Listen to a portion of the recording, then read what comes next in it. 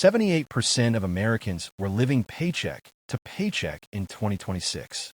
That's 8 out of 10 people, one unexpected expense away from disaster. But here's what most people don't know. Those who escaped this cycle didn't win the lottery or get a massive raise. They followed 7 specific steps. And in the next 11 minutes, I'm going to show you exactly what those steps are, so you can break free from financial stress once and for all. I'm not talking about some complicated financial strategy that requires a degree in economics. These are simple, practical actions that work even if you're starting from zero. So if you're tired of checking your bank account with anxiety every single day, this video is for you. Let's dive in. First, we need to talk about why most people get stuck in the paycheck to paycheck trap in the first place. See, everyone tells you to budget, create a spreadsheet, track every penny, but that's not actually the problem. The real issue is something called lifestyle inflation. As your income grows, your spending grows right along with it. Sometimes even faster. You get a raise at work. Awesome.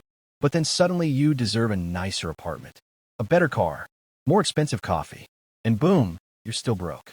According to a 2026 study by the Federal Reserve, 62% of people who got raises in the past year saved none of that extra income. Zero. So the first thing you need to understand is this isn't about willpower. It's about systems. You need to change how money flows through your life. 62% of Americans can't cover a $1,000 emergency without going into debt. Now, let's get to the actual steps. Step 1 sounds scary, but it's absolutely essential. You need to face your numbers. Sit down right now, today, and calculate 3 numbers. Your total monthly income after taxes, your total monthly expenses, and your total debt. Most people living paycheck to paycheck have never done this. They have a vague idea, but they've never looked at the actual numbers. Here's the thing. You cannot fix a problem you refuse to see. Pull up your bank statements from the last 3 months. Add up everything. And yes, it might be uncomfortable. You might realize you're spending way more on subscriptions or food delivery than you thought. That's okay. Awareness is step 1. The average American has 17 subscriptions they're paying for every single month. Step 2. Build a mini emergency fund. Not 3 months of expenses. Not 6 months. Just $1,000 to start. Why? Because without this buffer, every unexpected expense sends you to a credit card. And credit cards are what keep people trapped. Open a separate savings account at a different bank. Make it slightly inconvenient to access. This is your do not touch money. Now, if you're thinking $1,000 sound impossible right now, I get it. Start with $500 or even $250. The goal is to break the cycle. Next time your car needs a repair or your kid needs something for school, you have cash. You don't panic. And here's a psychological trick that actually works. Automate it.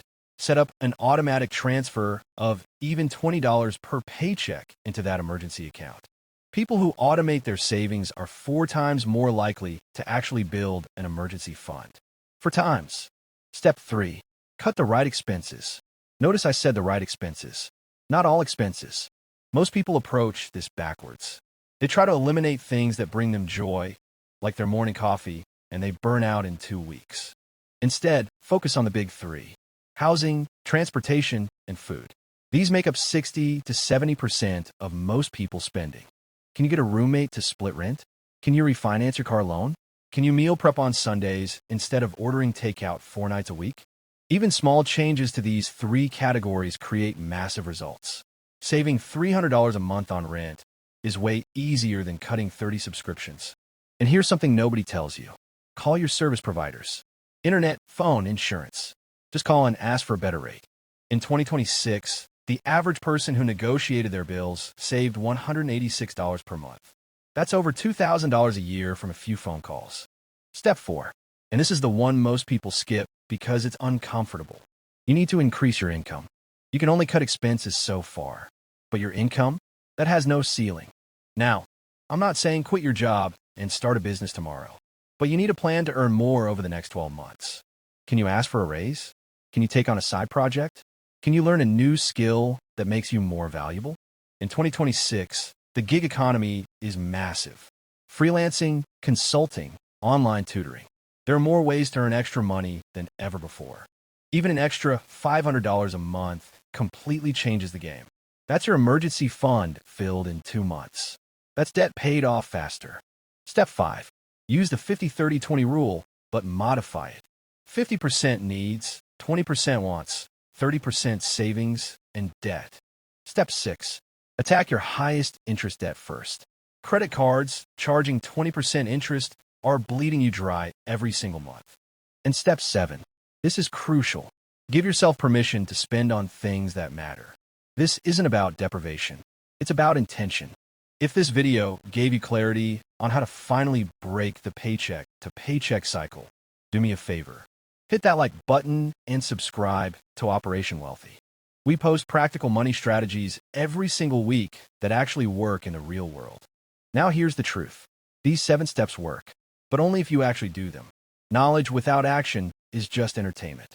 So pick one step, just one, and do it today, not tomorrow, not next week, today. Maybe it's facing your numbers. Maybe it's setting up that automatic transfer. Maybe it's making one phone call to negotiate a bill. Because here's what I know. A year from now, you'll wish you started today. So start today.